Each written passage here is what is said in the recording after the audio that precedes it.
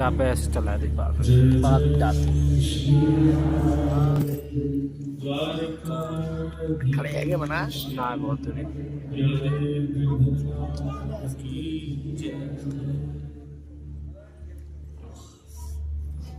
परमंगल में रात प्रकलेश्वर अकारण कर्मावणालय भक्तवांछा कल्पतरु दलित तुलित पीतांबरधारी श्री बालकृष्ण लाल की वाणी में प्रतिमूर्ति हम आप सबके मध्य में विराजमान श्रीमद् भागवत महापुराण को बारंबार प्रणाम। मंच पर विराजमान विद्वद्वरेण्य संतजन स्वामी नारायण परंपरा के विराजमान पूज्य महाराज जी एवं समस्त गंधर्वजन हमारा समस्त पाठक परिवार जिनके मंगल नियोजन और मंगल सद्भाव से हम आप सब लोग बद्रीशाल नारायण की पावन चरण कथा श्रवण और आप सभी वैष्णव भक्तवृंद उपस्थित श्रोता वृंद सबको जय श्री कृष्ण, जय श्री राम, जय श्रीमन नारायण, जय जय श्री राधे। परमानंद और सुख का अनुभव हुआ है। इतनी बार बद्रीनाथ आने का अवसर मिला, लेकिन जो अनुभूतियां अभी अनुभव कर रहे हैं ऐसी अनुभूतियां पूर्व में भी कभी अनुभव में नहीं हुई। सबसे पहली बात तो बद्रीनाथ में हमेशा हम लोग ऐसे काल में आए हैं कि जब यहाँ तिल रखने की भी जगह नहीं होती और उस समय इतनी शांति पूर्वक कथा नहीं होता। गाड़ियों की, बसों की, लोगों की इतनी आवाज होती है कि दिक्कत तो होती है। फिर कहीं आना जाना भी हो, दर्शन भी करना हो तो मन बनाना पड़ता है, बड़ी चेक लगानी पड़ती है, कैसे जाए दर्शन करने, इतनी भीड़ है। 3-3 किलोमीटर की लाइनें लगी रहती है और फिर वर्षा का समय हो जाता है, बारिश हो जाती है और कभी कभी धूप इतनी तेज निकल आती है कि कपड़े उतारने की इच्छा होती है कि बस बनियान में घूमने आते। इतनी गर्मी भी कभी कभी होती है। सबसे बड़ी बात है कि दर्शन का सुख और सत्संग का सुख ऐसा पूर्व में नहीं मिला जैसा इस बार चलो ये कार्तिक मास भगवान का अति प्रिय दामोदर मास, कार्तिक मास। हमारा कितना बड़ा सौभाग्य है कि इस कार्तिक मास में हम लोग भू वैकुंठ बद्रीनाथ में विराजमान। अगर संभव हो सके तो श्री तुलसी जी, उनकी जो थोड़ी सी आकृति, जो तुलसी जी का स्वरूप होता है, पत्र में जो उनकी डाल होती है, उसमें आगे थोड़ा रुई का खोआ लगा के शुद्ध देसी घी अर्पित करके और अग्नि प्रज्वलित करके बद्रीशाल भगवान की आरती कीजिएगा। ठाकुर जी को बहुत प्रिय लगती है, तुलसी के द्वारा की गई आरती। और कार्तिक मास में विशेष रूप से हमारे वृंदावन में दीपदान होता है। मंगला में ठाकुर जी के दर्शन, यमुना जी का स्नान और तुलसी से आरती, ये ठाकुर जी की विशेष प्रिय आरती है। कहते हैं कि जबरदस्ती तोड़ना नहीं, कहीं सूखी तुलसी जी का पौधा हो, उसकी सूखी हुई टहनी हो, उससे आरती कीजिए। कितने एकादशी, कितने पूर्व के किए गए हमारे सत्पुण्य सबका लाभ प्राप्त होता है वह आरती करने से। ठाकुर जी परम प्रसन्न होते हैं। उसमें भी आप लोग साक्षात भू वैकुंठ, पृथ्वी के वैकुंठ बद्रीनाथ में बैठे हैं। बंधुओं, ये स्थान मूल रूप से तो महादेव का है। अगर आप यहां संकल्प लेंगे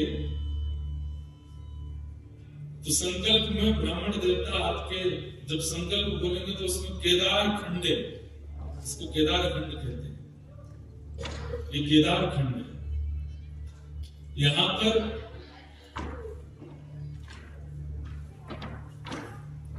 किराए पर है हमारे बद्र विशाल भगवान तो किराए पर है। ये मूल रूप से क्षेत्र तो महादेव का, और जिन केदारनाथ भगवान का आप लोग दर्शन करते हैं,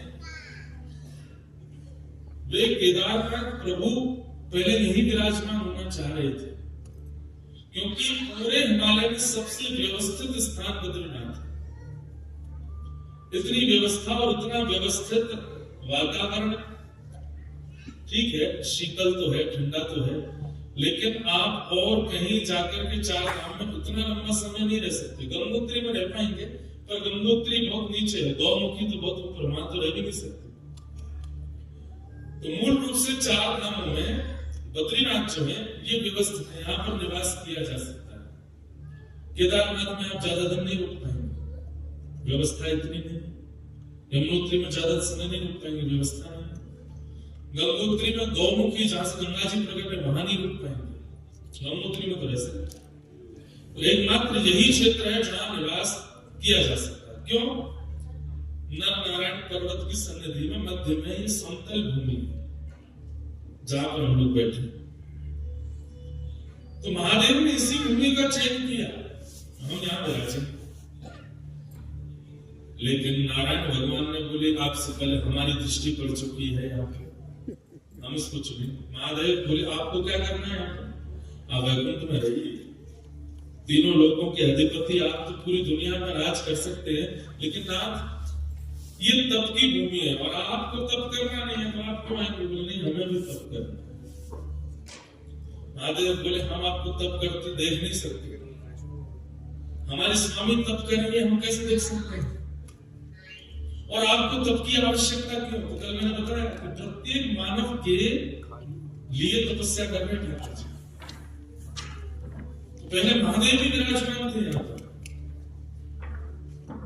लेकिन नारायण भगवान विचार किए कि राजी राजी नहीं मिलेगी जगह तो छलबल से ले लेंगे हम, और एक छोटे से बालक का रूप धारण करके तप्त कुंड के पास में, जैसे बालक किलकारी मार के रोता है ऐसे ठाकुर जी रोने लगे। पार्वती मैया तब तक सरोवर में स्नान करने जब आई, महादेव से कहा अरे ऐसा लगता है कि कोई देवांगना भ्रमण करने आई थी। बंधुओं एक बात बोले, हम ये मानवों का स्थान है ही नहीं, देवताओं की भूमि है, यहाँ देवता विचरण करते हैं, यहाँ यक्ष यक्षिणियां विचरण करते हैं, यहाँ सप्तऋषि विचरण करते हैं, और कईयों को उनका अनुभव होता है।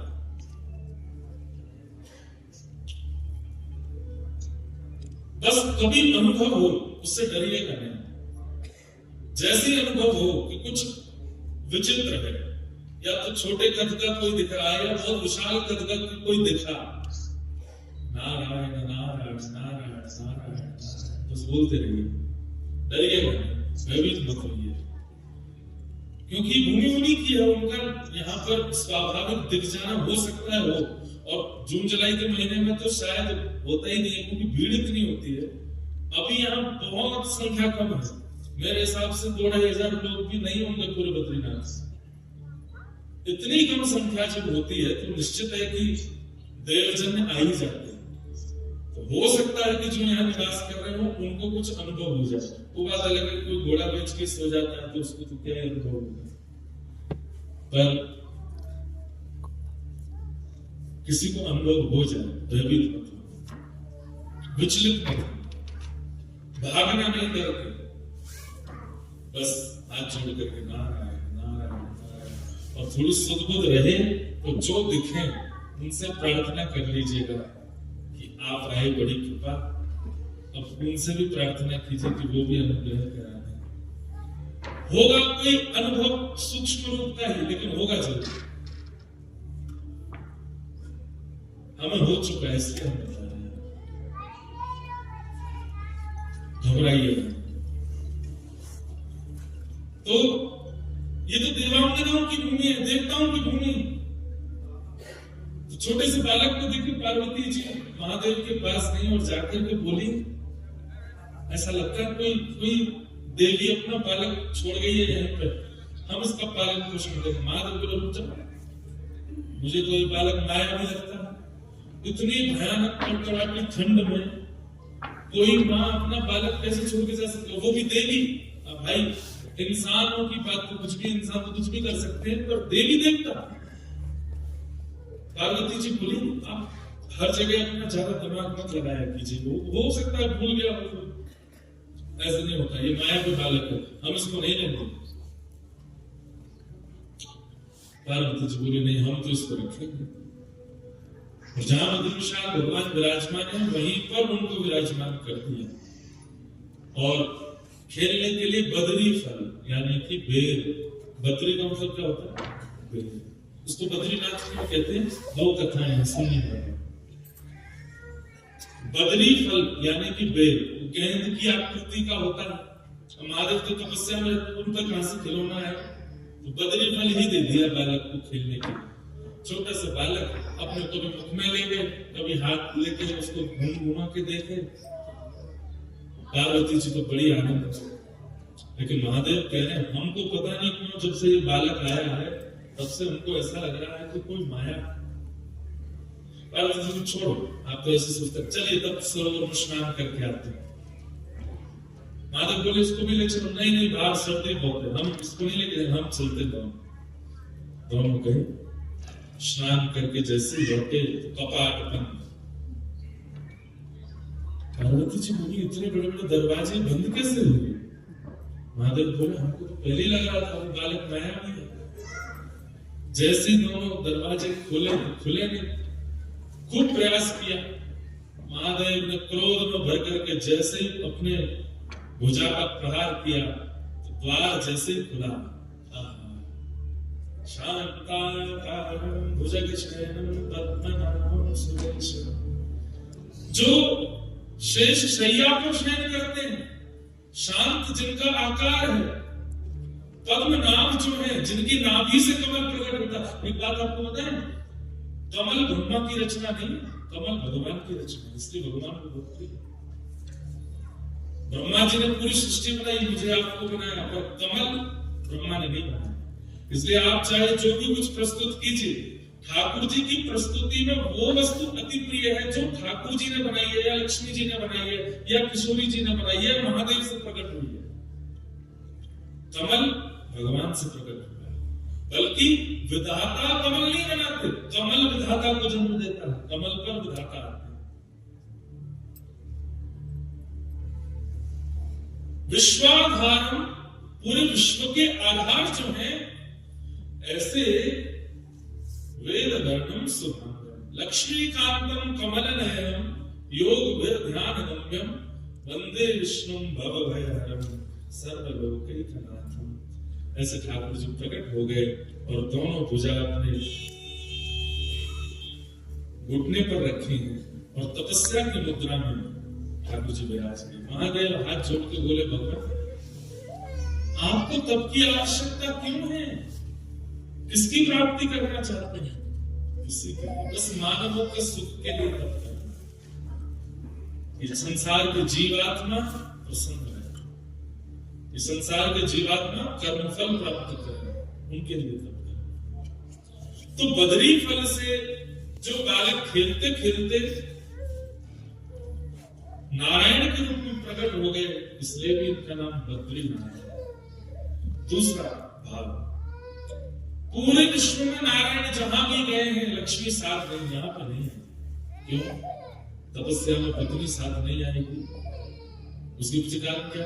यहाँ पर भगवान बोले भैया हम तप करेंगे, गृहस्थाश्रम थोड़ी निभाना है। यहाँ पर लक्ष्मी जी से कहा बैकुंठ में रहिए, हम यहाँ तप की मुद्रा में विराज रहे। ऐसे रो रहे थे बद्रीनाथ भगवान, बद्री फल दे दो बालक।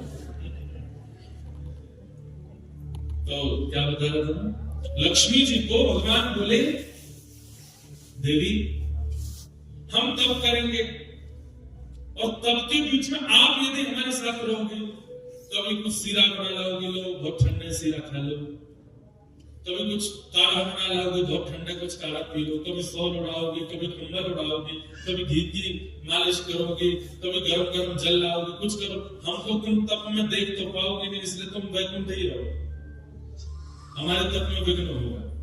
यहाँ के सेवायत बद्रीनाथ भगवान के स्पर्श करने वाले रावण जी को भी अधिकार नहीं है कि वो विवाह करें। वो भी आजीवन जब तक बद्रीनाथ भगवान की सेवा करेंगे वो भी ब्रह्मचर्य में रहेंगे, क्योंकि तपस्वी की सेवा ब्रह्मचारी ही कर सकता है। लेकिन लक्ष्मी जी से देखा नहीं गया। लक्ष्मी जी विचार करने लगी कि मैं क्या करूं, और तभी लक्ष्मी जी मन में विचार किया कि बदरी फल जो है, यानी कि बेर, ये जिस पेड़ पर लगता है उस पेड़ की तासीर बहुत गर्म होती है। सबसे ठंडा वृक्ष होता है चंदन का, और सबसे गर्म वृक्षों में एक गर्म वृक्ष होता है बेर।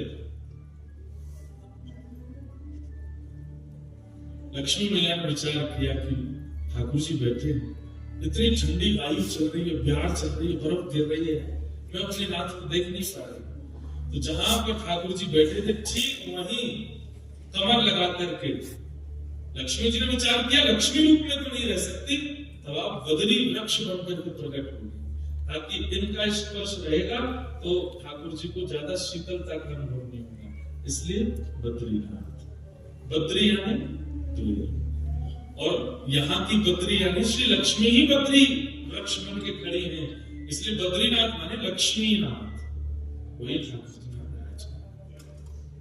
ऐसे श्री बद्रीनाथ। इस भूमि की इतनी सुंदरता का कारण क्या है, भागवत में वर्णन है। जब भगवान यहाँ पर तप करने के लिए बैठे, तो कोई भी तप करने बैठे सबसे पहले सिंहासन हिल जाता है इंद्र का। इंद्र सोचता है कि अब ये तप करके मेरे सिंहासन को लेंगे। इंद्र को ये नहीं पता कि वो त्रिलोकीनाथ है, वो चाहते हैं तो तुम सिंहासन पर बैठते हो, लेकिन फिर भी उसको चिंता हो गई। इंद्र ने